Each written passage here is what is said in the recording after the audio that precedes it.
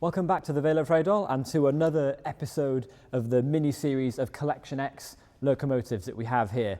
Today, a very exciting item, this here beside me, which is believed to be the oldest narrow gauge internal combustion locomotive in the UK. It's a paraffin mechanical locomotive built by Ruston, Proctor and Company in Lincoln in 1915.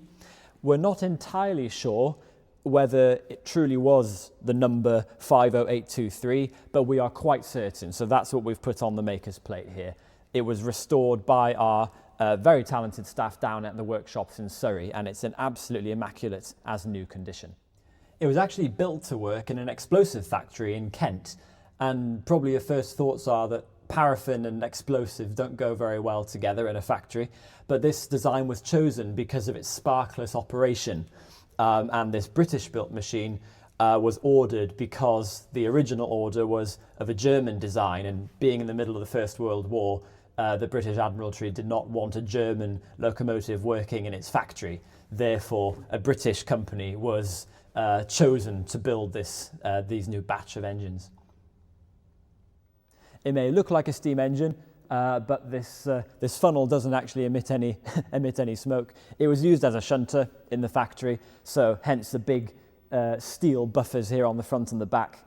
And rather than having a whistle or a hooter, it's actually fitted with a large gong, which would warn the factory workers when it was shunting wagons about and moving itself around.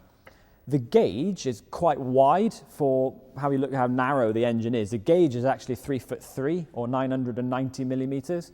The cab of the engine is considerably narrower than the gauge and the width between the wheels there, which makes it quite a funny looking thing, really.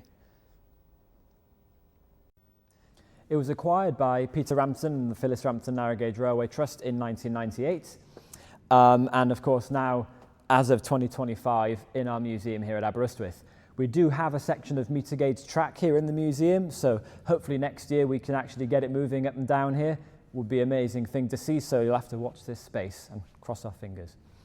So for today, that's everything. Be sure to like and subscribe, and we'll see you again in the next one.